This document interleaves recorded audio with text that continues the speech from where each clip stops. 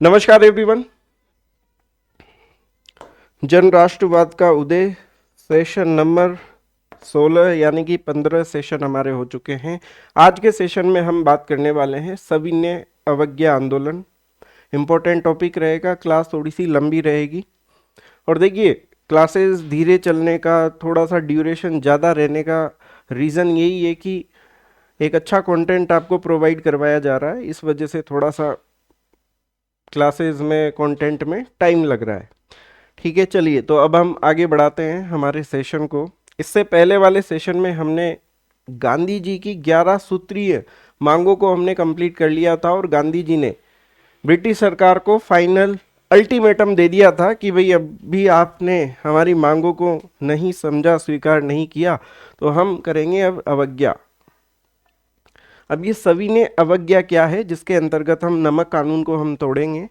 सबसे पहले हमें टॉपिक का मतलब हमें समझ में आना चाहिए। सबसे पहले हम समझेंगे कि सविनय अवज्ञा का अर्थ क्या होता है। देखिए, सविनय अवज्ञा, यहाँ पे देखिए सविनय का अर्थ क्या होता है, विनय पूर्वक, साथ में अनैतिक कानूनों का उल्लंघन करना, और वो भी कौन से तरीके से, अहिंसात्मक तरीके से। इसी को हम क्या कहते हैं, सविनय अवज्ञा कहते हैं कि विनय पूर्वक अनैतिक कानूनों का उल्लंघन करना और अहिंसा का पालन करते हुए, इसको कहते हैं हम सविनय अवज्ञा। उम्मीद है इसका अर्थ आपको समझ में आ गया होगा। ठीक है, अब इसमें देखिए यहाँ पे मैंने एक बिंदु लिखा है, यह केवल विरोध नहीं बल्कि सरकार के कार्यों से असहयोग से एक कदम आगे बढ़कर सक्रिय रूप से अनैतिक कानूनों को तोड़ना था। आपको याद है 1920 में हमने असहयोग आंदोलन हमने पढ़ा था। असहयोग आंदोलन में हम क्या करते थे, सरकार का हमने असहयोग किया, मतलब सहयोग न करके हमने असहयोग किया। ये सरकार कह रही है कि आपको ये बात माननी है, तो हम उसको सपोर्ट नहीं कर रहे हैं, तो ये उससे एक कदम आगे है। ये असहयोग से अवज्ञा, इसमें क्या किया जा रहा है, अनैतिक कानूनों को तोड़ा जा रहा है, कर देने से मना किया जा रहा है। और फिर इसका अगला स्टेप हम पढ़ेंगे 1942 में, जो कि आपके समक्ष आएगा भारत छोड़ो आंदोलन के रूप में। अभी हम हैं यहाँ पे दोस्तों। तो उम्मीद है यहाँ तक आपको सविनय अवज्ञा का वास्तविक अर्थ आपने समझ लिया होगा। और सविनय अवज्ञा आंदोलन का समय देख लीजिए आप, ये कब से शुरू होता है, अप्रैल 1930 से शुरू होके ये अप्रैल 1934 तक जाता है। चलो सर आगे बढ़ते हैं अब देखिए 1930 के इस सविनय अवज्ञा आंदोलन की जो रणनीति है वो दो चरणों में रहेगी। पहला चरण, जिसमें गांधी जी ने ये कहा कि स्टार्टिंग में हम अनैतिक कानूनों का उल्लंघन करेंगे, जिसमें हम सबसे पहले हम नमक कानून को तोड़ेंगे। फिर उसके बाद जो अगला जो हमारा चरण रहेगा, उसमें हम कर और लगान अदायगी से इनकार करेंगे, मतलब टैक्स नहीं देंगे। इसके पीछे गांधी जी का पता है क्या रीजन था, गांधी जी का क्या सोचना था, यहाँ पे मैंने मेंशन किया है। गांधी जी का स्पष्ट विचार था कि यह आंदोलन अल्पकालिक रूप में होना चाहिए, शॉर्ट टर्म होना चाहिए। कानून तोड़ने पर सरकार का जो दमन चक्र है वो बहुत तीव्र होगा और आम जनता लंबे समय तक इस भारी दमन को झेल नहीं पाएगी। जब कानून को तोड़ा जाता है तो आपने देखा होगा, जब प्रोटेस्ट होते हैं और कानून तोड़ा जाता है तो फिर सरकार का दमन बड़ा खतरनाक होता है। लाठियाँ, आपने टीवी में भी देखा होगा, जब कई बार प्रोटेस्ट तोड़ दिया जाता है तो किस प्रकार से फिर पुलिस की गाड़ियाँ आके फिर लात घूसे डंडे वगैरह सब चलते हैं। तो गांधी जी यही कह रहे हैं कि इसको हम ज़्यादा लंबा नहीं खींचेंगे, क्योंकि फिर दमन चक्र बड़ा खतरनाक होता है। तो ये बेसिक बातें उम्मीद है आपको समझ में आ रही होगी।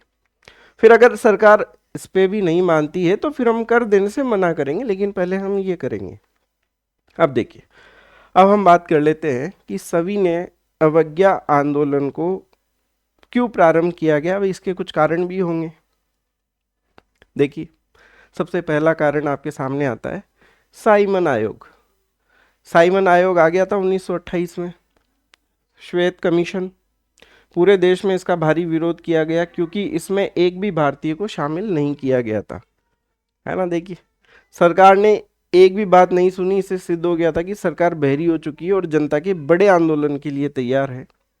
तो साइमन आयोग में ब्रिटिश सरकार ने अपने मन की और भारतीयों को शामिल भी नहीं किया गया था। फिर उसके बाद जो भारत सचिव थे बर्कन हेड, उन्होंने कहा कि भारतीयों को केवल विरोध करना आता है, बनाना कुछ नहीं आता, तो हम आपको मौका देते हैं कि सर्वसम्मति से आप तैयार कीजिए, फिर हम उसमें आपका सपोर्ट करेंगे। तो ये नेहरू रिपोर्ट, जिसमें मोतीलाल नेहरू द्वारा इस रिपोर्ट को तैयार किया गया और इसको भी फिर ब्रिटिश सरकार ने क्या कर दिया, अस्वीकृत कर दिया। तो ये कारण आ रहे हैं आपके सामने, सविनय अवज्ञा आंदोलन शुरू होने के पीछे जो कारण है, तो दोनों को हम बोल सकते हैं। इसके अलावा तीसरा कारण 1929 की आर्थिक मंदी, कृषि उत्पाद के मूल्यों में 50% तक की गिरावट आ गई थी। उसके बाद सरकार के द्वारा जो टैक्स लिया जा रहा था उसमें कोई कमी नहीं की गई, तो उस वजह से भी जनता में भी कहीं ना कहीं आक्रोश था, है ना जी। ठीक है, तो एक ये कारण आप देख सकते हो।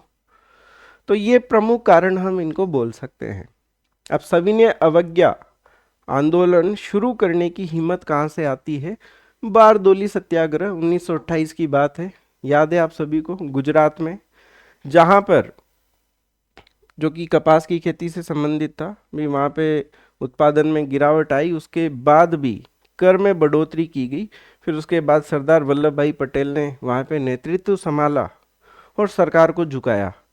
30% से घटाकर टैक्स को कितना कर दिया था फिर सरकार ने? 6.03%। ये हम ऑलरेडी डिस्कस कर चुके थे। फिर इससे सफलता से प्रेरित होके बारदोली की महिलाओं ने वल्लभ भाई पटेल को सरदार की उपाधि दी थी, ये बात भी आपको ध्यान में रखनी है। तो कहीं ना कहीं आशा की किरण यहाँ से स्टार्ट होती है कि हाँ, लड़ तो सकते हैं हम।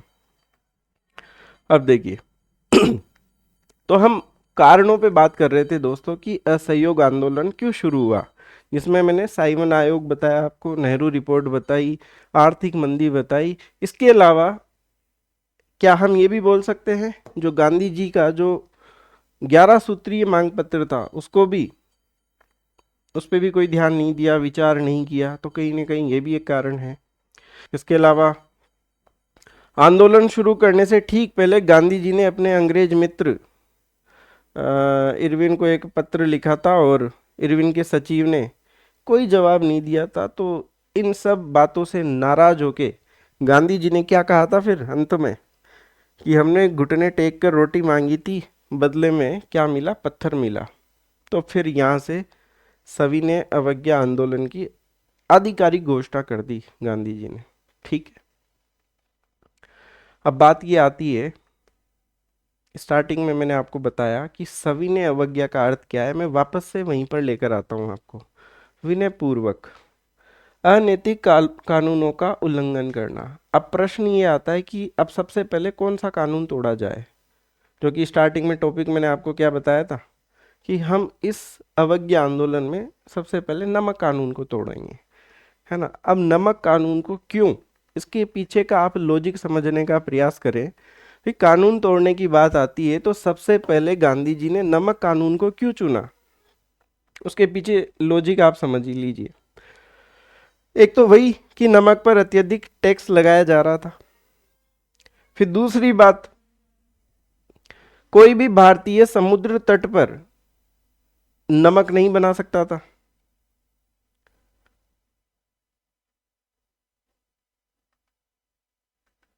हाँ, सॉरी सॉरी, एक बार इसको वापस से लेते हैं, मैंने गलत पीपीटी पे, एक सेकेंड।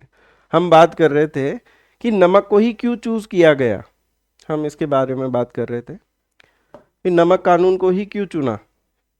देखिए, नमक जो है वो अमीर से भी संबंधित है, गरीब से भी संबंधित है, व्यापारी से भी संबंधित है और किसानों से भी संबंधित है। कहीं ना कहीं नमक का सार्वभौमिक जुड़ाव है, नमक का उपयोग हर व्यक्ति करता है, अमीर हो, गरीब हो, किसान हो, व्यापारी हो, महिला हो, पुरुष हो, हर घर की ये क्या थी? मूल आवश्यकता थी। समझ में आ गई बात। और इसके साथ तोड़ना क्यों जरूरी था नमक को? क्योंकि इस पे टैक्स भी ज़्यादा था, भी हर व्यक्ति इसका उपयोग कर रहा है। उत्पादन नहीं कर सकता था व्यक्ति। साथ ही गैर सरकारी नमक बेचने पर 6 महीने की जेल और 500 रुपये जुर्माने का भी प्रावधान था। ठीक है, और समुद्र तटों पर बाड़ लगा दी गई और सैनिकों का पहरा बिठा दिया गया। तो इस वजह से गांधी जी ने सोचा कि भी सबसे पहले हम नमक कानून को ही तोड़ते हैं, क्योंकि इसमें जन भागीदारी सबसे ज्यादा थी। उम्मीद है ये बातें आपको समझ में आ गई होगी यहाँ तक। फिर उसके बाद आपने, हम बचपन से पढ़ते आ रहे हैं दांडी यात्रा के बारे में। फिर साबरमती आश्रम से दांडी तक की अब पैदल यात्रा चलेगी। तो दांडी का स्थान ही क्यों चूज किया, इसके पीछे भी एक लॉजिक है।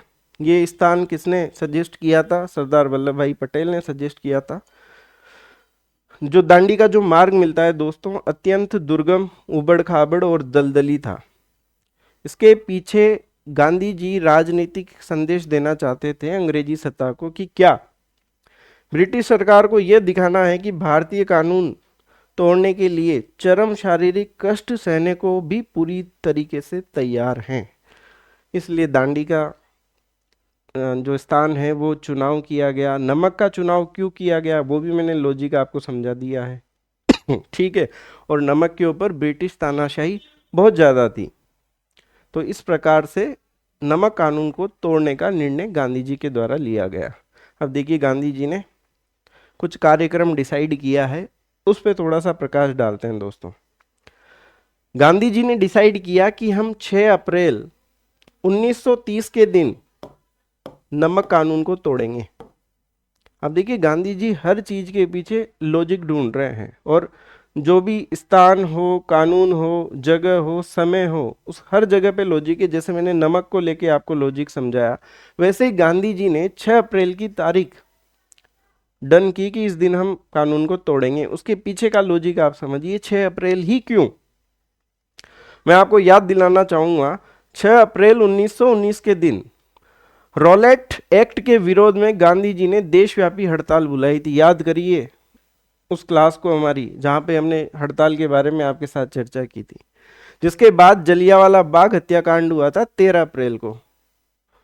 तो 6 अप्रैल से 13 अप्रैल तक का जो समय है, ये किसके रूप में? राष्ट्रीय सप्ताह के रूप में।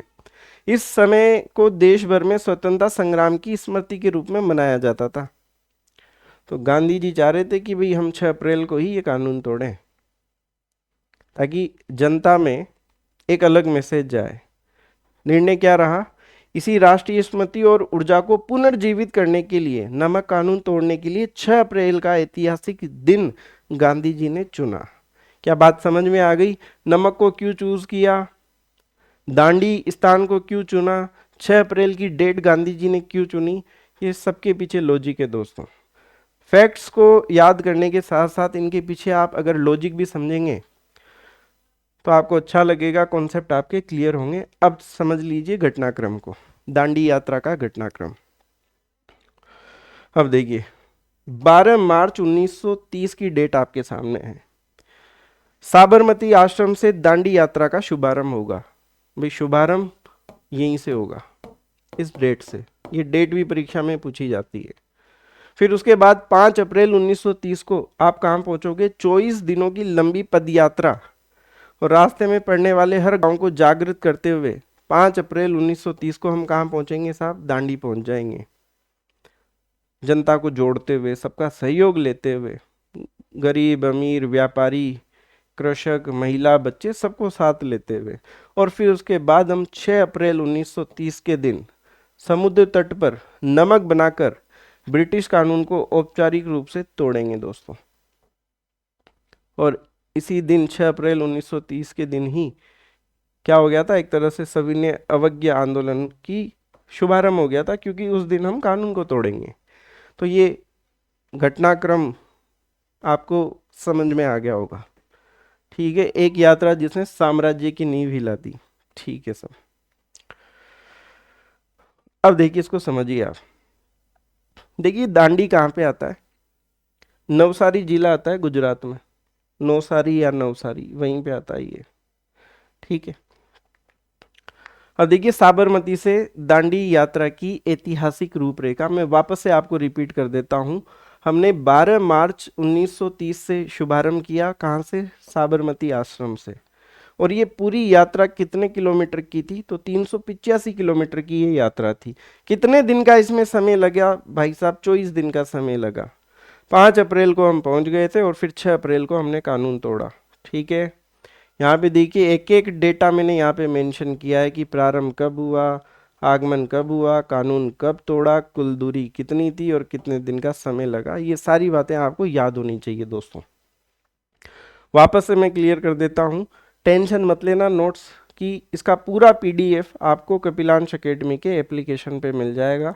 पीडीएफ कैसे डाउनलोड करना है अभी मैं आगे आपको एक बार और प्रोसेस आपको समझा दूंगा। फ्री में अवेलेबल है, कोई दिक्कत नहीं है। ठीक है, चलिए साहब, तो ये दांडी यात्रा से संबंधित परीक्षा उपयोगी तथ्यों को मैंने आपके सामने रख दिया है। फिर देखिए ये रहा दांडी का स्थान, ये समुद्र तट का स्थान जहाँ पे ये देखिए नमक कानून को तोड़ा। जो ये 385 किलोमीटर की यात्रा थी जिसमें 24 दिन लगे, गांधी जी के कितने सहयोगियों ने, सत्याग्रहियों ने भाग लिया? तो ये संख्या ध्यान रखिएगा 78। और इन 78 में दोस्तों मैं आपको बताना चाहता हूं कि इनमें सबसे बुजुर्ग कौन थे? महात्मा गांधी थे, जिनकी उम्र 61 वर्ष थी।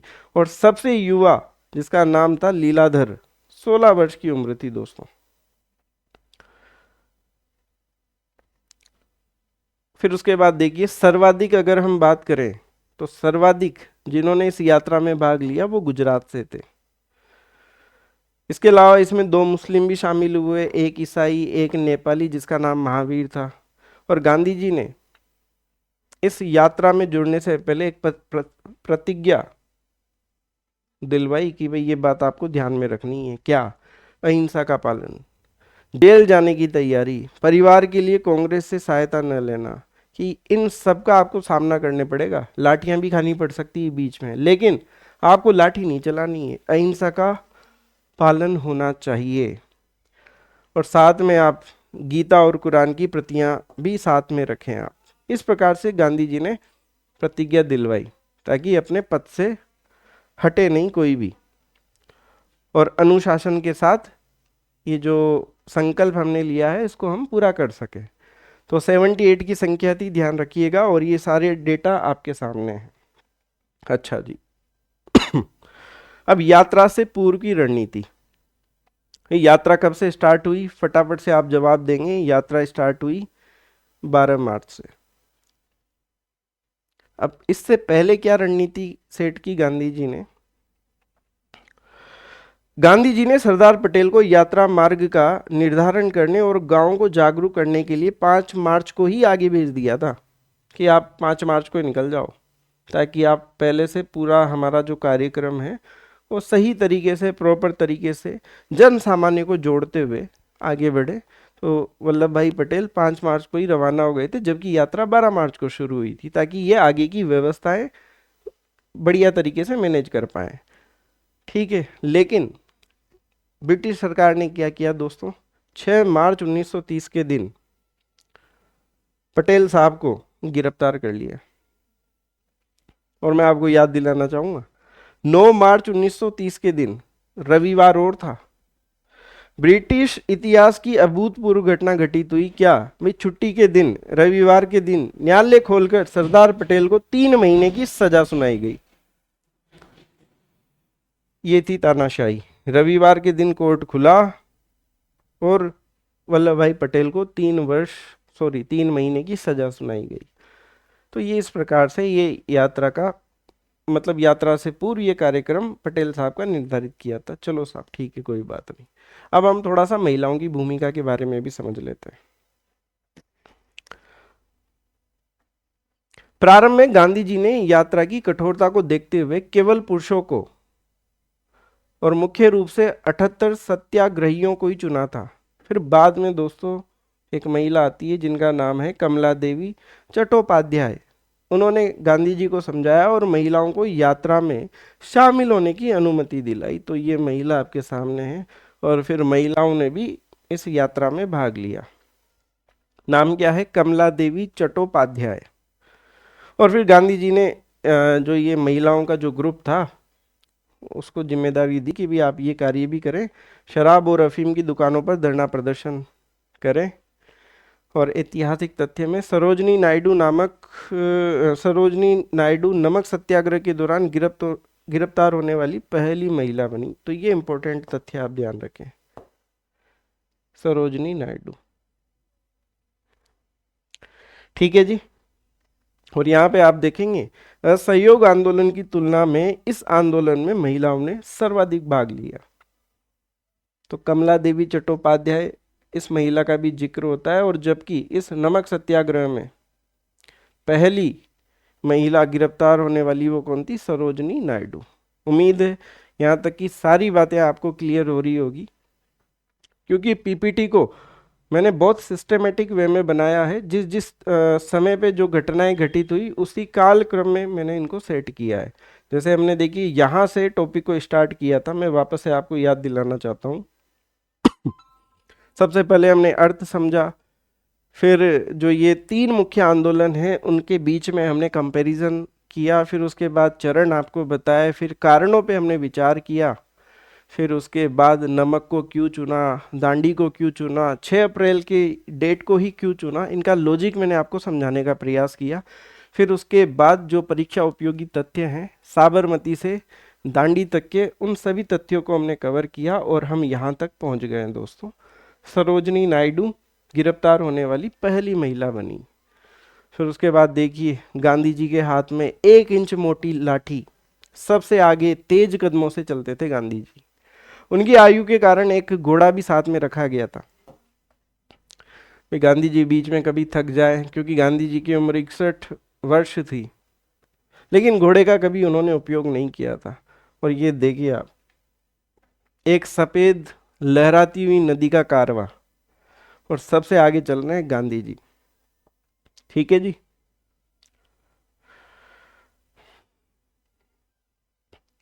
अब इसके साथ में आप सुनिए यात्रा की आध्यात्मिक ऊर्जा, भाषण और भजन।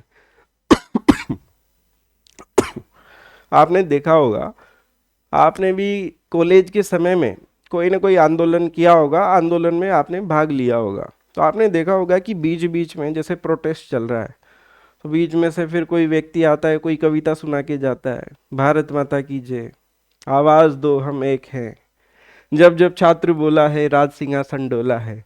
तो इस तरह की नारेबाजी आपने देखी होगी या कुछ ने की भी होगी। ठीक है, वैसे ही दोस्तों भाई यात्रा लंबी थी, अब उस बीच में कुछ ना कुछ मोटिवेशन देना जरूरी था। तो ये देखिए, ये रहे गांधी जी और ये रहे इनके समर्थक। गांधी जी हर गांव में रुककर जनसभाओं को संबोधित करते थे, आंदोलन की अलग जगाते थे। और क्या कहते थे गांधी जी? ब्रिटिश साम्राज्य का अंत करने के लिए ही मेरा जन्म हुआ है। और साथ में गांधी जी भी उनको कुछ भजन वगैरह सुनाते थे। यात्रा का मुख्य गान क्या था? सत्याग्रही थकान मिटाने के लिए लगातार रघुपति राघव राजा राम गाते हुए चलते थे। जबकि गांधी जी का सर्वाधिक प्रिय भजन कौन सा था? वैष्णव जन तो तेने कहिए जे पीर पराई जाने रे। वह जो दूसरों की पीड़ा को समझता है, इसका अर्थ ही होता है। तो प्रिय भजन ये था। जबकि यात्रा के दौरान रघुपति राघव राजा राम। समझ में आ गई बात? ये देखिए गांधी जी बैठे हुए हैं और ये देखिए भजन की तरंगे निकल रही है आपके सामने। आगे बात समझ में? तो ध्यान रखिएगा इनको भी। चलो सर आगे बढ़ते हैं। ऐतिहासिक और प्रतीकात्मक तुलनाएं। इस यात्रा के प्रभाव और भव्यता को देखकर भारतीय नेताओं ने इसकी तुलना विश्व इतिहास और पुराणों की महान यात्राओं से की। जैसे सुभाष चंद्र बोस की बात करें तो उन्होंने इस मार्च की तुलना, देखो मार्च का मतलब क्या होता है? मैं दवाई ले लेता हूं। मार्च का मतलब क्या होता है? आगे बढ़ना। जैसे आपने सुना होगा ना, पैदल मार्च करते हैं।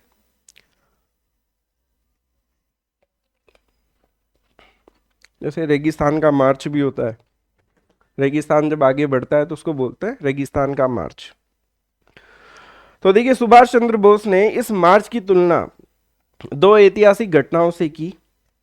एक तो पेरिस मार्च के साथ और मुसोलिनी का रोम मार्च। तो ध्यान रखिएगा, रोम मार्च और पेरिस मार्च के साथ सुभाष चंद्र बोस ने तुलना की। और आम जनता ने भावनात्मक रूप से इसे भगवान राम के वनवास, श्री कृष्ण के मथुरा गमन, पांडवों के वन गमन के दृश्य के समान माना। ठीक है, कोई विशेष बातें नहीं है, ये ध्यान रखिएगा सुभाष चंद्र बोस वाला। और ऐसा ही नहीं दोस्तों, ये जो दांडी मार्च था इस पे विदेशी मीडिया की भी नज़र थी। कैसे, मैं आपको याद दिलाना चाहूँगा। बात करते हैं दोस्तों टाइम पत्रिका की। यात्रा के प्रारंभ में देखिए गांधी जी को किस प्रकार से दिखाया गया है। गांधी जी के देखिए दुबले पतले हाथ पैरों को दिखाया गया है, कमजोर व्यक्ति को दिखाया गया है। गांधी जी की कद काठी का मजाक उड़ाते हुए उन्हें मकड़ी जैसे पैरों वाला कहा, झूठी खबर छापी कि गांधी जी दूसरे दिन ही थककर पसर गए। स्टार्टिंग में टाइम पत्रिका में इस प्रकार की छवि बनाई गई, गांधी जी की वेशभूषा की कद काठी का मजाक उठाया गया कि भी ये आदमी कहां तक चलेगा, है ना, मकड़ी जैसे तो पैर है। लेकिन बाद में इसी पत्रिका ने स्टार्टिंग में तो ये बोला फिर यात्रा के अंत में क्या बोला, देखो गांधी जी को किस प्रकार से दिखाया है। इसे विजय मार्च का दर्जा दिया। इसी टाइम पत्रिका ने स्वीकार किया कि एक मुट्ठी नमक किसी विशाल साम्राज्य के सिंहासन को उखाड़कर फेंक सकता है। ऐसा ही होता है दोस्तों दुनिया में। जब आप भी किसी कार्य को प्रारंभ करते हो तो सब लोग मजाक बनाते हैं, लेकिन जब सफल हो जाते हैं हम तो फिर दुनिया यही कहती थी कि मुझे लगता था कि टैलेंट तो है इसमें, कहीं ना कहीं कुछ बड़ा करेगा जीवन में। तो ये सबके साथ होता है। तो ये टाइम पत्रिका ने कुछ इस प्रकार से, ठीक है जी। फिर यहाँ पे देखिए टाइम मैगजीन ने दांडी मार्च को विश्व इतिहास की 10 सबसे बड़े जन आंदोलनों में दूसरे स्थान पर रखा। कोई विशेष बात नहीं। तो ये तो बात की हमने टाइम पत्रिका की। और इसी के साथ शिकागो ट्रिब्यून की रिपोर्ट देखिए। यूरोप और अमेरिका की मीडिया ने इस यात्रा का आंखों देखा हाल दुनिया तक पहुंचाया। देखिए अमेरिकी संवाददाता ने रिपोर्ट में क्या लिखा। लोग हाथों में हाथ डालकर बंदरवार की तरह सड़कों के किनारे खड़े हो जाते थे। जब ये यात्रा चल रही थी उस समय की बात बताई जा रही है आपको। जिस मार्ग से गांधी जी गुजरने वाले होते थे, ग्रामीण पहले से उस रास्ते को साफ कर देते थे। इस प्रकार से देखिए महिलाएं फूल डाल रही है, रास्तों पर पानी का छिड़काव किया जाता, फूल पत्तियां बिछाई जाती ताकि गांधी जी के पैरों में कांटे न चुभे। तो इस प्रकार से ये देखिए यूरोप और अमेरिका मीडिया ने भी कुछ इस प्रकार से रिपोर्ट में लिखा कि ये थी गांधी जी का नेतृत्व और ये था दांडी मार्च। समझ में आ गई बात सभी को। चलिए तो फिर अब हम आगे बढ़ाते हैं। मीडिया की भी हमने बातचीत कर ली, टाइम पत्रिका को भी हमने कवर कर लिया। अब समय आ गया है दोस्तों 6 अप्रैल का। 12 मार्च को हमने स्टार्ट किया था, 5 अप्रैल को हम पहुंच गए थे। फिर 6 अप्रैल 1930 के दिन क्या हुआ, नमक कानून का भंजन कर दिया। 5 अप्रैल को दांडी पहुंचने के बाद 6 अप्रैल की सुबह गांधी जी ने समुद्र तट से एक मुट्ठी नमक उठाकर ब्रिटिश कानून को तोड़ा। हे नमक कानून भंजक, आपको मेरा सलाम, सरोजनी नायडू ने यह कहा दोस्तों।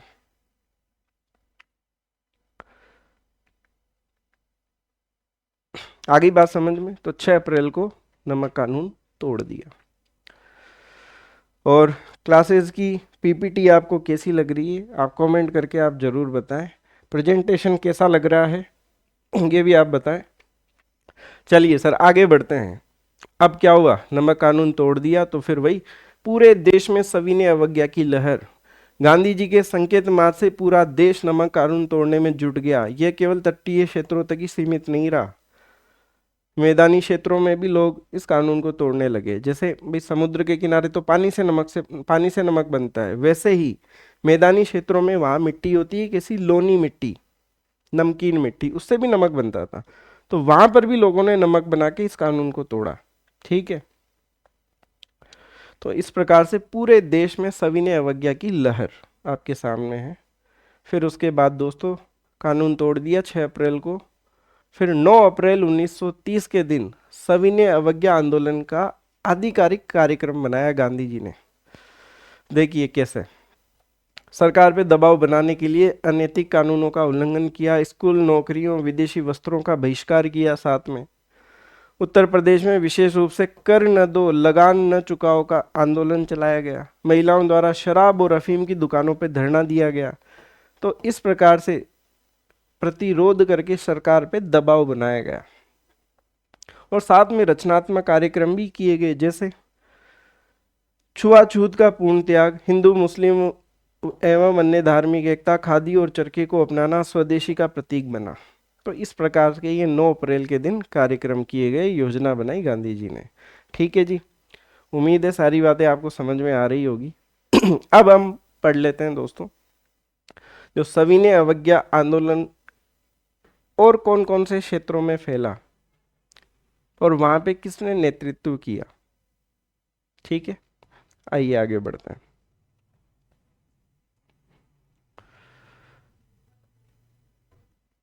जैसे दक्षिण भारत में नमक सत्याग्रह। अब हम बात करते हैं तमिलनाडु की। भाई गुजरात में तो वहां पे दांडी पे गांधी जी ने 6 अप्रैल को तोड़ दिया। साथ में गांधी जी ने संदेश दिया, ये देखिए 9 अप्रैल को राष्ट्रव्यापी कार्यक्रम जारी किया और लोगों को संदेश दिया कि जहां नमक बनाने की सुविधा हो वहां नमक कानून तोड़ा जाए। तो भारत के विभिन्न क्षेत्रों में नमक बनाकर इस कानून को तोड़ा गया। बात करता हूं मैं तमिलनाडु की, तो वहां पे नेतृत्व किया श्री सी राजगोपालाचारी, है ना। तो ये किसने नेतृत्व किया, ये नाम ध्यान रखें। इन्होंने भी दोस्तों गांधी जी की तरह एक यहाँ पे मार्च किया, यात्रा की त्रिचनापल्ली से वेदारण्यम तक। तो ये बातें भी आप ध्यान में रखें। आप तमिलनाडु राजगोपालाचारी। वैसे ही हम बात करें केरल की, तो वहां पे नेतृत्व किसने किया, के कलप्पन और टी के माधवन ने, और इन्होंने भी यात्रा की कालीकट से पयन्नूर तक। तो आप मुख्य रूप से ये ध्यान रखें कि तमिलनाडु में नेतृत्व किसने किया, राजगोपालाचारी। केरल के केलप्पन और टी के माधवन। वैसे ही और क्षेत्रों में जैसे हम बात करें कर्नाटक की, तो वहां पे सैनिकट्टा डिपो था। डिपो जानते हो ना, जैसे बस डिपो होता है, वहां पे बसें आके रुकती है, वैसे ही ये नमक डिपो। तो यहाँ पे कर्नाटक में सरकारी नमक डिपो पर सीधा हमला करके नमक लूटा गया। साथ ही वन कानून के विरोध में भी व्यापक आंदोलन चला। तो कर्नाटक में कुछ इस प्रकार से। ठीक है, वैसे ही महाराष्ट्र की बात करें तो वहां पे भी नमक डिपो पे कब्जा किया गया। उड़ीसा की बात करें तो गोप बंधु चौधरी के नेतृत्व में नमक सत्याग्रह का आयोजन किया गया। तो उड़ीसा में गोप बंधु चौधरी। तमिलनाडु की हमने बात की, केरल की बात की, कर्नाटक में जो नमक डिपो है उसको लूटा, उड़ीसा में गोप बंधु चौधरी के नेतृत्व में नमक कानून का उल्लंघन किया गया। वैसे ही अगर हम अब यूपी की तरफ चलते हैं, तो यूपी में नेतृत्व किसने किया, तो यहाँ पे आप ध्यान दीजिए, जवाहरलाल नेहरू। इलाहाबाद में नेहरू जी और उनकी पत्नी के नेतृत्व में लोनी मिट्टी से नमक बनाया गया, अवैध नमक के पैकेट बेचे गए। तो ध्यान रखिएगा, यूपी की बात आए, नेहरू जी। ठीक है, और यहाँ पे क्या नारा दिया गया, लगान मत दो अभियान चलाया गया। कर मत दो, लगान मत दो, ये भी पूछा जाता है। तो ये भी यूपी में ही चलाया गया दोस्तों। और बात करें बुंदेलखंड की, तो यहाँ पे जो डाकू थे वो थे मंगल सिंह। क्लियर है सर। तो इस प्रकार से आंदोलन का विस्तार पूरे भारत में हुआ। रिपीट कर रहा हूँ, तमिलनाडु में राजगोपालाचारी, केरल में केलप्पन और टी के माधवन, कर्नाटक में सैनिक डिपो को लूट लिया, उड़ीसा में गोप बंधु चौधरी। यूपी की बात करें, उत्तर प्रदेश, तो वहाँ पे जवाहरलाल नेहरू, बुंदेलखंड में डाकू मंगल सिंह। अब बात कर लेते हैं असम और बिहार की भी। तो बिहार में देखिए क्या हुआ, चौकीदारी टैक्स का बहिष्कार किया गया। आपसे पूछा जाए ना अभी चौकीदारी टैक्स का बहिष्कार, तो ये बिहार में। और वैसे ही असम की एक इंपॉर्टेंट बात सामने आती है, कनिंगम सर्कुलर का विरोध किया गया। अब ये सर्कुलर क्या है इसको समझ लीजिए आप। सरकार ने कनिंगम सर्कुलर लागू किया, जिसमें छात्रों और अभिभावकों से सदव्यवहार यानी गुड कैरेक्टर का प्रमाण पत्र मांगा गया था। असम के छात्रों ने इसके खिलाफ उग्र आंदोलन किया गया। तो ध्यान रखिएगा, कनिंगम सर्कुलर का संबंध मिलता है असम से। वैसे ही चौकीदारी टैक्स का बहिष्कार मिलता है बिहार से। और बिहार में पटना से किसने लीड किया, राजेंद्र प्रसाद, डॉक्टर राजेंद्र प्रसाद।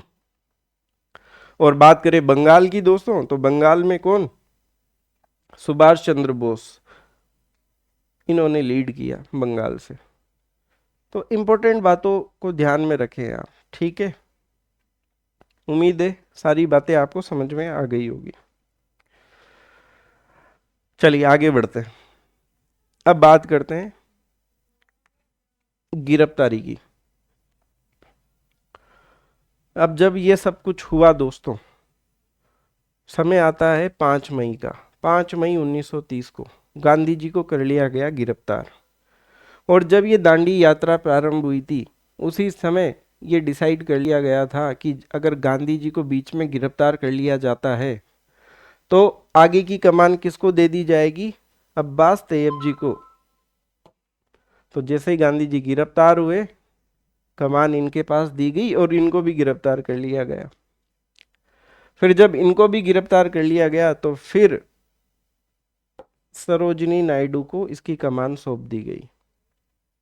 और ये कुछ अन्य कुछ गिरफ्तारियां भी हुई। आ रही है क्या बात समझ में? अब देखो आगे की कहानी को अब हम समझते हैं।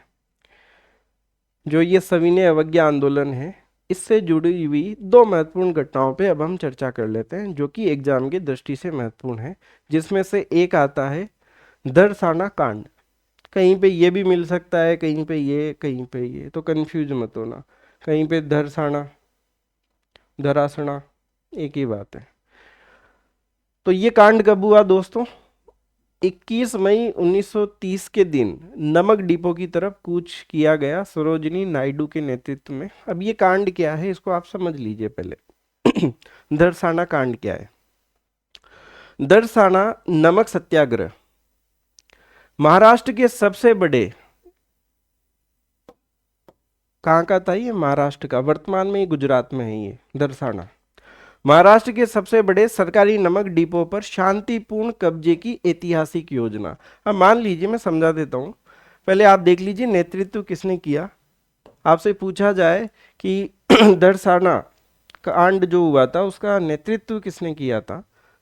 सरोजिनी नायडू ने किया था। और सरोजिनी नायडू को ही क्या कहते हैं? भारत की बुलबुल भी कहते हैं इनको। इसमें सहयोगी कौन थे? इमाम साहब, मणिलाल जो कि गांधी जी के द्वितीय पुत्र थे, और प्यारेलाल कौन थे? गांधी जी के निजी सचिव थे। तो इन्होंने भी सहयोग किया था सरोजिनी नायडू का। अब देखिए, जो ये दरसाना नमक डिपो था वो ये है। इसके चारों तरफ ये क्या है दोस्तों? खाइयां, ताकि कोई एंट्री नहीं ले सके। और उसके बाहर है कंटीले तार। इस तरीके से इसका डिजाइन किया गया था। अब यहाँ पे क्या हुआ दोस्तों? कंटीले तारों और खाइयों से घिरे डिपो पर 2000 से अधिक स्वयंसेवकों ने जत्थों में अहिंसक मार्च किया। सरोजिनी नायडू ने महिलाओं का आह्वान किया वे स्त्रीत्व की आड़ में पीछे न रहे। ऐसा कहते हैं दोस्तों, इन लोगों के ऊपर लाठियां, सब कुछ, बिल्कुल अमानवीय व्यवहार इनके साथ किया गया, लेकिन ये लोग नहीं रुके और दरसाना पे इन्होंने कब्जा किया। नमक कानून को तोड़ा यहाँ पे। तो ये ध्यान रखिएगा, कुछ फैक्ट्स हैं। सरोजिनी नायडू ये सहयोगी हैं। महाराष्ट्र का ये सबसे बड़ा नमक डिपो है, वर्तमान में तो ये गुजरात में है। तो ये है दोस्तों दरसाना कांड, और कुछ नहीं है। आसान भाषा में मैंने आपको समझा दिया है।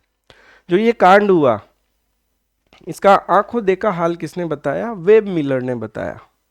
ये कोई पत्रकार था, उसने अपनी रिपोर्ट में क्या कहा? बर्बरता और अदम्य साहस। अमेरिकी पत्रकार वेब मिलर का आंखों देखा वर्णन। मैंने दुनिया में कई विद्रोह देखे हैं, लेकिन दरसाना जैसा बर्बरतापूर्ण दमन और सत्याग्रहियों का ऐसा सत्य और अहिंसात्मक आंदोलन जीवन में कहीं नहीं देखा। ऐसा कहते हैं दोस्तों। पुलिस ने निहत्थे स्वयंसेवकों पर लाठियों से बर्बर प्रहार किया यहाँ पे दरसाना में, लेकिन सत्याग्रहियों ने, किसी ने भी बचाव में हाथ नहीं उठाया। लाठियां खाई लेकिन कुछ भी उनको बोला नहीं, कुछ भी उनके ऊपर प्रहार किया नहीं, क्योंकि गांधी जी ने पहले ही बोल दिया था कि अहिंसा का पूरा पालन होना चाहिए। ठीक है, तो ये था दोस्तों दरसाना आंखों देखा हाल। प्रश्न बन सकता है वेब मिलर। आगे बढ़ते हैं। महिलाओं और युवाओं की अभूतपूर्व भागीदारी। इस आंदोलन ने स्वतंत्रता संग्राम के जनसांख्यिकीय आधार को हमेशा के लिए बदल दिया। महिलाओं में सरोजनी नायडू का नाम आता है, आप सभी जानते हैं। और साथ में लड़कों की टोली को क्या कहा गया? वानर सेना। युवा लड़कों का एक संगठित समूह जो देशभक्ति के कार्यों और संदेशवाहन में शामिल था, वानर सेना। और जो लड़कियों की जो टोली थी उसको कहा गया मंजरी सेना। आगे बात समझ में। और साथ ही तिरंगे का सम्मान। मैं आपको याद दिलाता हूं दोस्तों, लाहौर अधिवेशन की 1929 में हुआ था लाहौर अधिवेशन, है ना। वो तिरंगे को फहराया गया था और सारी कहानी आपको पता है। उसके बाद से तिरंगे के प्रति देश का भावनात्मक जुड़ाव अपने चरम पे था लाहौर अधिवेशन के बाद। उसका रीजन आप ऑलरेडी जानते हैं। अब एक घटनाक्रम यहाँ पे मिलता है तिरंगे से जुड़ा हुआ, और ये घटनाक्रम कहाँ से संबंधित है? गुंटूर, आंध्र प्रदेश से संबंधित है।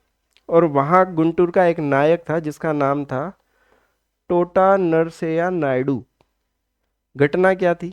गुंटूर में एक विरोध प्रदर्शन के दौरान पुलिस ने बर्बर लाठीचार्ज किया। जब तिरंगा गिरने लगा तो टोटा नरसैया नायडू आगे आए और ध्वज को अपने कंधों पर संभाल लिया, और पुलिस ने उन पर लगातार 45 मिनट तक लाठियों से प्रहार किया। वे बुरी तरह लहूलुहान हो गए, लेकिन बेहोश होने तक उन्होंने राष्ट्र ध्वज को झुकने नहीं दिया। तो ये देख लेना भैया, गुंटूर आंध्र प्रदेश, और इस नायक का नाम देख लेना, कहीं ना कहीं पूछा जा सकता है आपसे परीक्षा में। क्योंकि अब फर्स्ट ग्रेड का पेपर आप दे रहे हो। अभी आपने जो रीट का एग्ज़ाम हुआ था, मुख्य परीक्षा हुई थी, उसमें लेवल फर्स्ट का पेपर आपने देखा होगा कि किस लेवल के प्रश्न उसमें पूछे गए थे। तो मेरा प्रयास यही है कि आपको क्वालिटी कंटेंट दिया जाए, और सब कुछ कवर करने का मैंने प्रयास किया है कि कोई इंपॉर्टेंट बात जो कि एग्ज़ाम ओरिएंटेड है वो छूटे नहीं। तो इसको भी देख लेना आप, गुंटूर आंध्र प्रदेश और नरसैया नायडू से संबंधित ये तिरंगे से जुड़ा हुआ इवेंट मिलता है। साथ में कुछ नाम मिलते हैं, जैसे विनोबा भावे का प्रवेश। इन्होंने पहली बार इस आंदोलन में ये शामिल हुए थे। विनोबा भावे का नाम आपने पढ़ा होगा। तो ये पहली बार इस आंदोलन में शामिल हुए, और ऐसा कहते हैं कि फिर ये गिरफ्तार भी हो गए थे। भविष्य में गांधी जी ने उन्हें भारत का राष्ट्रीय अध्यापक घोषित किया था। तो ये देख लेना। साथ में जानकी वल्लभ बोस ने अपनी राय बहादुर की उपाधि लौटा दी थी। साथ में मदन मोहन मालवीय ने केंद्रीय विधानसभा से इस्तीफा दे दिया था। ठीक है। विट्ठल भाई पटेल ने भी विधानसभा के अध्यक्ष पद से त्याग पत्र दे दिया था इसके विरोध में। आ गई बात समझ में। तो ये 2-3 बातें साथ में आप ध्यान में रखना। क्लियर है यहाँ तक की बातें? तो फिर मैं आगे चलूं। इसके साथ एक घटना और आपको देखनी है जो कि कहीं ना कहीं सविनय अवज्ञा आंदोलन से जुड़ी हुई है, जिसका नाम है जिया तरंग आंदोलन।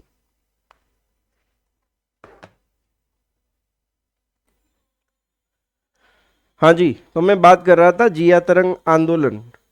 यहाँ पे सबसे पहले इसका टाइटल आप देखिए, आज़ादी के दो सीमांत।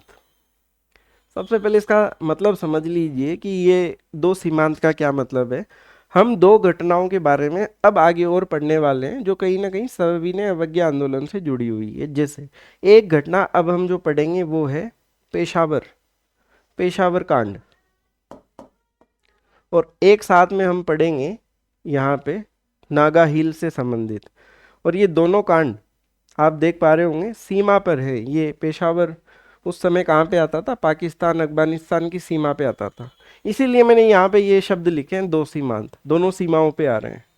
एक तो नागा हिल से संबंधित है और एक इधर पेशावर में संबंधित है। तो दो कांडों पे हमें और प्रकाश डालना है। सबसे पहला है पेशावर कांड। इसका समय आता है 23, 24, 25 मई 1930 की ये बात है। हो सकता है परीक्षा में आपको पेशावर कांड ना मिले, इसकी जगह इसका नाम आपको ये मिले लाल कुर्ती आंदोलन। अभी लाल कुर्ती आंदोलन क्या है, पेशावर कांड क्या है, सारी बातें आपको समझ में आ जाएगी। बस आप अगले 5-7 मिनट मेरी बातों को सुनते रहिए, बहुत आसान है। अभी लाल कुर्ती आंदोलन क्या है इसको मैं समझाता हूँ।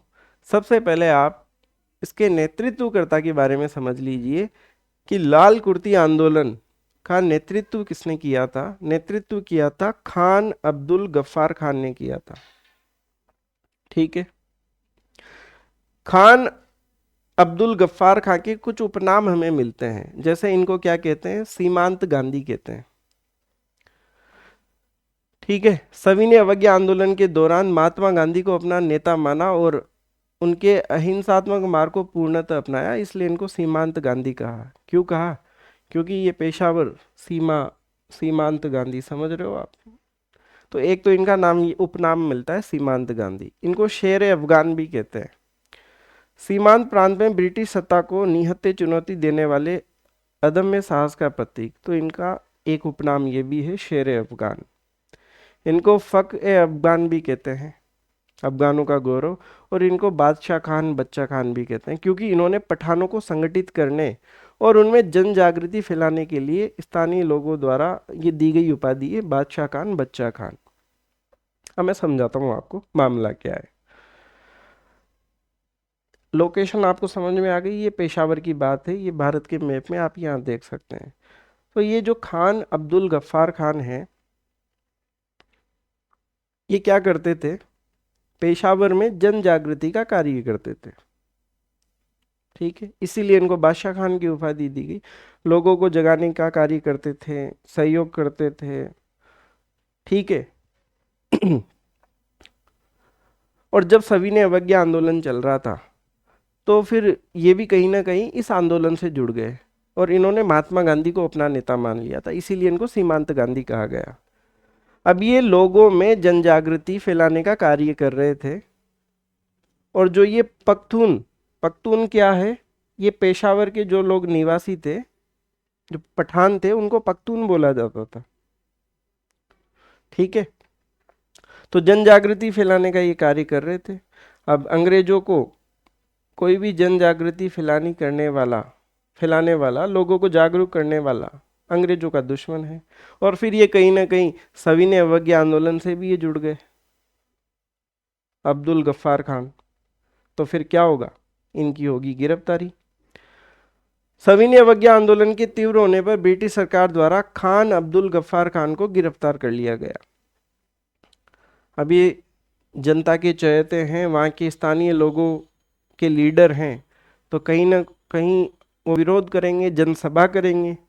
गिरफ्तारी के विरोध में खुदाई खिदमतगारों ने पेशावर के किस्सा खानी बाजार में एक विशाल निहत्थी और पूर्णतः अहिंसक जनसभा की। अब ये कुछ कुछ शब्द आ रहे हैं बीच में, खिदमतगार आ गया है ना, खानी बाजार आ गया।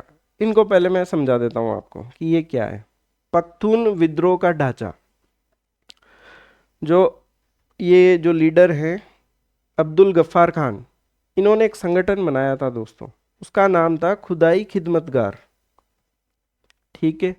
और इस संगठन के जो लोग थे वो क्या पहनते थे, लाल कुर्ती पहनते थे। स्वयंसेवक लाल कपड़े पहनते थे, इस वजह से इनको क्या बोला गया, स्टार्टिंग में जो मैंने बोला लाल कुर्ती आंदोलन, ये नाम यहीं से आता है। समझ में आ गया कि ये खुदाई खिदमतगार संगठन बनाया अब्दुल गफ्फार खान ने। इसके जो स्वयंसेवक है वो लाल कुर्ती पहनते थे। ठीक है। और इन्होंने ही एक पत्रिका निकाली थी जिसका नाम था पख्तून। और मैंने आपको बताया कि पख्तून क्या थे, वहां के निवासियों को बोला जाता था पख्तून, पठान थे ही एक तरीके से। अब इस लाइन को आप समझिए, गिरफ्तारी के विरोध में खुदाई खिदमतगार। अब ये खुदाई खिदमतगार का मतलब आपको समझ में आ गया, ये संगठन के जो लोग थे खुदाई खिदमतगार, इन्होंने ख्वानी बाजार में अहिंसक जनसभा की, गिरफ्तारी के विरोध में पेशावर के अहिंसक जनसभा की। ठीक है। फिर उसके बाद ब्रिटिश सैन्य आदेश आया और ब्रिटिश अधिकारी कैप्टन रिकेट ने भीड़ भाड़ को तीतर बितर करने के लिए गढ़वाल रेजिमेंट को गोली चलाने का क्रूर आदेश दिया। और वहां पे गोलियां चलाई गई दोस्तों। कहाँ पे, पेशावर में, ख्वानी बाजार में। ठीक है ना। तो यहाँ पे क्या हुआ, 200 से 250 निहत्थे सत्याग्रही मारे गए। अब एक नाम यहाँ पे और मिलता है दोस्तों, ये गोलियां चलाने का आदेश किसको दिया गया था, वीर चंद्र सिंह गढ़वाली को। ये क्या थे, गढ़वाल रेजिमेंट के कमांडर थे। और इन्होंने गोलियां चलाने से मना कर दिया था। हम नियते भारतीयों पर गोली क्यों चलाएं, इन्होंने मना कर दिया, तो फिर इनको भी गिरफ्तार किया गया। तो ये नाम आपको ध्यान रखना है, वीर सिंह वीर चंद्र सिंह।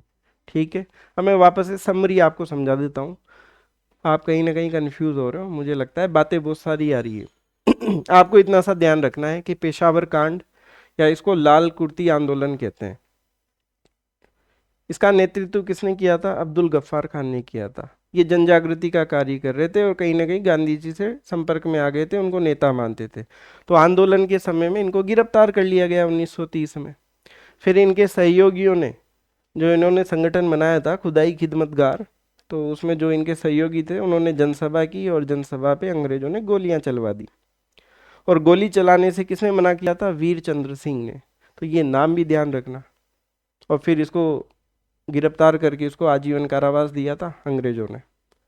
तो ये था पूरा घटनाक्रम, पेशावर कांड कहो या इसको लाल कुर्ती आंदोलन कहो। आ गई बात समझ में?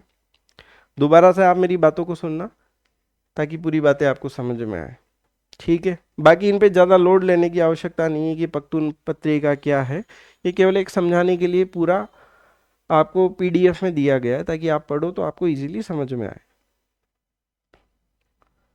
ठीक है, तो एक कांड ये हो गया साहब, लाल कुर्ती आंदोलन, पेशावर कांड। और एक आपको और ध्यान में रखना है, जिया तरंग आंदोलन। सिंपल सी बातें समझना। ये कहाँ से संबंधित है? पूर्वोत्तर भारत का विद्रोह है, वहां से संबंधित है। देखिए इसका नेतृत्व करता कौन है?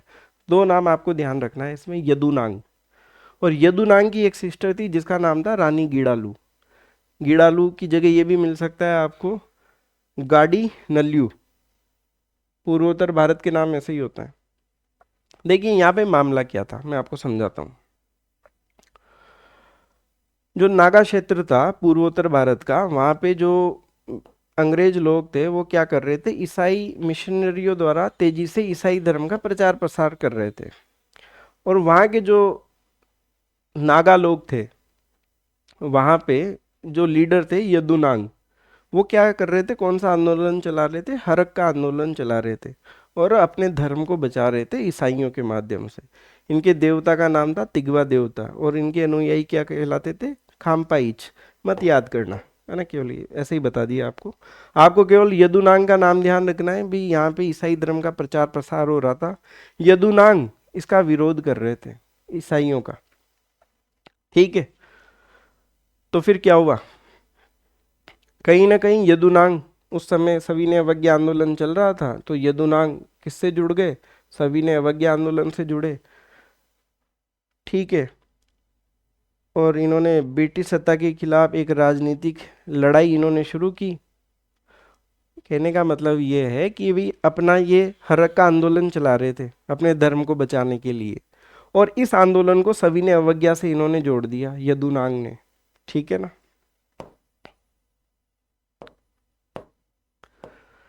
तो फिर क्या हुआ? अब ब्रिटिश आएंगे साहब, तो फिर इन्होंने क्या किया? इन्होंने टैक्स देने से भी मना कर दिया नागा क्षेत्रों में, पूर्ण बहिष्कार किया इन्होंने। फिर ब्रिटिश सरकार क्या करेगी दोस्तों? दमन करेगी 1931 में। किसको? यदुनांग को कर लिया गिरफ्तार, और 1931 में ही यदुनांग को दे दी दोस्तों फांसी। अब यदुनांग का कार्य समाप्त हो गया। तो फिर इसके स्थान पे अब आंदोलन का नेतृत्व किसने संभाला? इसकी चचेरी बहन, जिसका नाम क्या मिलता है? रानी गिडालू। और इसकी उम्र, ऐसा कहते हैं कि मात्र 13-14 साल की उम्र में इसने नेतृत्व संभाला। अब यहाँ के जो लोग थे नागा क्षेत्र के, उन्होंने देखा कि 13-14 साल की बच्ची, लड़की आंदोलन का नेतृत्व संभाल रही है, तो उन्होंने रानी गिडालू को क्या माना? देवी का अवतार माना। ठीक है जी। और ऐसा कहते हैं कि 1937 में जेल में, फिर बाद में इनको भी गिरफ्तार कर लिया गया, जेल में डाल दिया गया। 1937 में जेल में मुलाकात के दौरान जवाहरलाल नेहरू ने इनको रानी की उपाधि दी, और इनको नागालैंड की लक्ष्मीबाई भी कहा जाता है, रानी गिडालू को। रानी की उपाधि बाद में दी थी नेहरू जी ने, पहले गिडालू था इनका नाम। तो ये इस प्रकार से ये आंदोलन मिलता है दोस्तों। आई क्या बात समझ में? वापस से रिपीट कर देता हूँ। देखिए, जिया तरंग आंदोलन किससे संबंधित है? पूर्वोत्तर भारत से, नागा क्षेत्र से। नेतृत्व यदुनांग और रानी गिडालू। यहाँ पे ईसाई मिशनरियों द्वारा ईसाई धर्म का प्रचार प्रसार तेजी से किया जा रहा था। तो यदुनांग ने क्या किया, अपने धर्म को बचाने के लिए ये आंदोलन चला रहे थे, हरक्का आंदोलन। और फिर उस समय सविनय अवज्ञा आंदोलन चल रहा था, तो हरक्का आंदोलन को सविनय अवज्ञा आंदोलन के साथ इन्होंने जोड़ दिया और साथ में इन्होंने पूर्ण बहिष्कार का निर्णय लिया कि हम टैक्स वगैरह नहीं देंगे। तो फिर ब्रिटिश सरकार ने दमन किया यदुनांग का और 1931 में गिरफ्तार करके 1931 में यदुनांग को फांसी दे दी। फिर उसके बाद नेतृत्व इसकी बहन यदुनांग की बहन रानी गिडालू ने किया। लोगों ने देवी का अवतार कहा।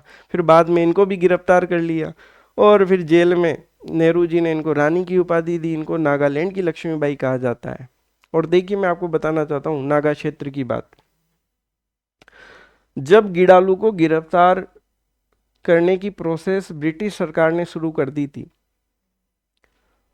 तो ब्रिटिश सरकार ने स्टार्टिंग में कहा था कि भी जो भी हमें सूचना देगा गिडालू की, उसको हम 200 रुपये का पुरस्कार देंगे। फिर बढ़ा दिया, 500 रुपये का पुरस्कार कर दिया। तो इस तरीके से गांव वालों ने, नागा क्षेत्र के लोगों ने पूरा सपोर्ट किया। और यहां तक आप देखिए, सूचना देने वाले गांव को 10 वर्षों तक गृह कर में पूर्ण छूट, लेकिन फिर भी सूचना नहीं दी। तो इस तरह के फंडे ब्रिटिश सरकार ने अपनाए थे दोस्तों। लेकिन फिर दोस्तों असम राइफल्स ने फिर उसके बाद रानी गिडालू को गिरफ्तार कर लिया था। ठीक है, तो ये पूरा घटनाक्रम आपके सामने, जो सविनय अवज्ञा आंदोलन से जुड़ी हुई बातें थी और जुड़े हुए इवेंट्स थे, वो मैंने आपके साथ शेयर किए। अभी बात खत्म नहीं हुई है दोस्तों, मैं वापस से आपको लेकर आता हूँ स्टार्ट में। देखिए, हमने आंदोलन शुरू किया था, दांडी मार्च शुरू किया था 12 मार्च 1930 से, है ना। फिर 5 अप्रैल को हम पहुंच गए थे और फिर 6 अप्रैल 1930 को हमने कानून तोड़ दिया। और उसके साथ साथ पूरे देश में नमक कानून को तोड़ा गया। अलग अलग स्थानों पर कई लोगों ने, अलग अलग लोगों ने इस आंदोलन को नेतृत्व प्रदान किया। कई घटनाएं घटित हुई जिसमें बहुत सारे कांड मैंने आपको बताए, बहुत सारी घटनाएं मैंने आपको बताई। अब देखिए ब्रिटिश सरकार क्या कर रही है। अब इसको समझिएगा आप। ब्रिटिश सरकार क्या कर रही है, 1928 में आ गया था साइमन कमीशन और इसका किया था विरोध जनता ने। तो अंग्रेज सरकार ने सोचा, उसके बाद फिर साइमन कमीशन ने अपनी रिपोर्ट दे दी थी, जनता की एक ना सुनी और अपनी रिपोर्ट दे दी। अब अंग्रेज सरकार चाहती है कि मामले को शांत किया जाए। अब अंग्रेज सरकार क्या करेगी दोस्तों, गोलमेज सम्मेलन का आयोजन करेगी। और ये गोलमेज सम्मेलन 3 होंगे, फर्स्ट, सेकंड और थर्ड। एक जो पहला जो गोलमेज सम्मेलन होगा वो 1930 से 31 के बीच में होगा। और 1930 में ही सविनय अवज्ञा आंदोलन चल रहा था, दांडी मार्च चल रहा था, है ना। पूरा देश कहीं ना कहीं गांधी जी के साथ साथ खड़ा था, लोग आंदोलन में बढ़ चढ़ के हिस्सा ले रहे थे। ये सब हमने पूरी क्लास में भी समझा कि किस तरीके से भारत के विभिन्न क्षेत्रों में नमक कानून का उल्लंघन किया गया। तो प्रथम गोलमेज सम्मेलन में कांग्रेस ने भाग नहीं लिया दोस्तों। ये गोलमेज सम्मेलन क्यों हुआ था, इसको भी आप समझिए। हालांकि आगे की क्लासेज में हम इनको विस्तृत रूप से पढ़ेंगे कि गांधी और इरविन के बीच में समझौता होगा, फिर गोलमेज सम्मेलन होगा, फर्स्ट, सेकंड, थर्ड होगा। तो गोलमेज सम्मेलन का आयोजन इसलिए किया गया था कि जिस प्रकार से साइमन कमीशन का विरोध किया था कि भारतीयों को इसमें शामिल नहीं किया गया है, हमारी मांगों को सुना नहीं जा रहा है, तो अंग्रेजों ने कहा कि आप सभी आमंत्रित हैं, गोलमेज सम्मेलन में आइए और आप अपनी बातों को रखिए, हम उन पर विचार करेंगे ताकि माहौल शांत रहे देश में। लेकिन बात कर रहा हूँ मैं फर्स्ट गोलमेज सम्मेलन की। उस समय 1930-31 में आंदोलन चल रहा था, तो कांग्रेस ने इसमें भाग लिया नहीं। तो फिर ब्रिटिश सरकार कहीं ना कहीं टेंशन में है कि भाई अगर कांग्रेस वाले आएंगे नहीं, तो ये आंदोलन शांत होंगे नहीं, सविनय अवज्ञा रुकेगा नहीं। तो ब्रिटिश सरकार ने इरविन को स्पष्ट संदेश दिया कि कांग्रेस को लेके आइए सम्मेलन में, क्योंकि कांग्रेस सबसे बड़ा संगठन था उस समय, कि कांग्रेस का आना जरूरी है। और फर्स्ट में तो कांग्रेस ने भाग नहीं लिया, लेकिन सेकंड गोलमेज सम्मेलन में कांग्रेस का आना जरूरी है। और उस समय कांग्रेस के लीडर कौन थे जब सविनय अवज्ञा चल रहा था? गांधी जी। और मैं आपको वापस से याद दिलाता हूँ, कहानी को जोड़ता हूँ। 5 मई 1930 को गांधी जी को गिरफ्तार किया गया था, याद है आप सभी को? सर्वे सर्वा अभी गांधी जी हैं। अब गांधी जी को ब्रिटिश सरकार करेगी रिहा। ये लीजिए, 26 जनवरी 1931 के दिन गांधी जी को रिहा कर दिया। क्यों रिहा किया? क्योंकि गांधी जी रिहा होंगे तो वो गोलमेज सम्मेलन में आएंगे, और गोलमेज सम्मेलन में आएगी तो ये जो सविनय अवज्ञा का जो आंदोलन है, बातचीत होगी तो ये आंदोलन रुकेगा और ब्रिटिश सरकार का विरोध समाप्त होगा। आप समझ रहे हो बात को? तो फिर गांधी जी को रिहा कर दिया। फिर उसके बाद 5 मार्च 1931 को क्या हुआ? गांधी इरविन समझौता हुआ, और इसके बाद जो ये सविनय अवज्ञा आंदोलन है वो स्थगित हुआ, समाप्त नहीं हुआ है, अभी स्थगित हुआ है। और फिर गांधी जी द्वितीय गोलमेज सम्मेलन के लिए लंदन गए। फिर वहाँ पे परिणाम विफल रहा वापस से।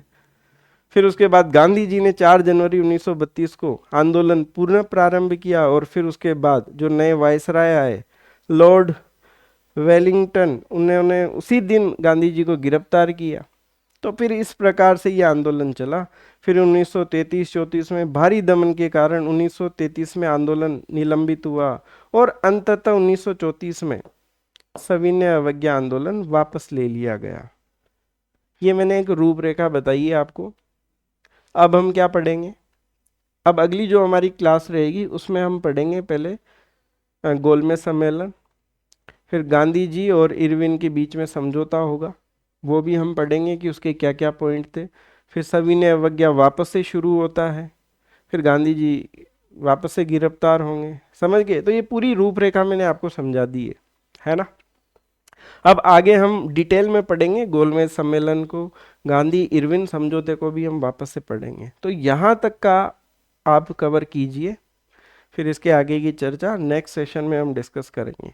और इनको अभी हम बहुत डिटेल से पढ़ने वाले हैं, गोलमेज सम्मेलन को। ठीक है? इसका पीडीएफ आपको कहाँ पे मिलेगा? कपिलांश अकेडमी के एप्लीकेशन पे मिलेगा। मैं वापस से बता देता हूँ। देखिए, सबसे पहले आपको कपिलांश अकेडमी का एप्लीकेशन गूगल प्ले स्टोर से डाउनलोड कर लेना है, साइन अप करना है। ठीक है? जैसे ही आप साइन अप करेंगे तो यहाँ पे आपको एप्लीकेशन में फर्स्ट ग्रेड का एक सेक्शन मिलेगा, तो उस पर आपको क्लिक करना है। फिर टेस्ट सीरीज पर क्लिक करना है। फिर टेस्ट सीरीज में चौथे नंबर की इंडियन हिस्ट्री की एक टेस्ट सीरीज होगी, उस पर आपको क्लिक करना है। उस पर क्लिक करने के बाद कंटेंट पर क्लिक करना है, और वहाँ पे YouTube क्लास PDF का एक फोल्डर होगा, तो वहाँ से आप इसका PDF फ्री में प्राप्त कर सकते हो। टेस्ट को भी आप ज्वाइन कर सकते हो। ठीक है? तो नेक्स्ट सेशन में हम गोलमेज सम्मेलन, इरविन समझौता, इन सबको हम कवर करेंगे। तो उम्मीद है आज की क्लास आपको पसंद आई होगी। मिलते हैं नेक्स्ट सेशन में।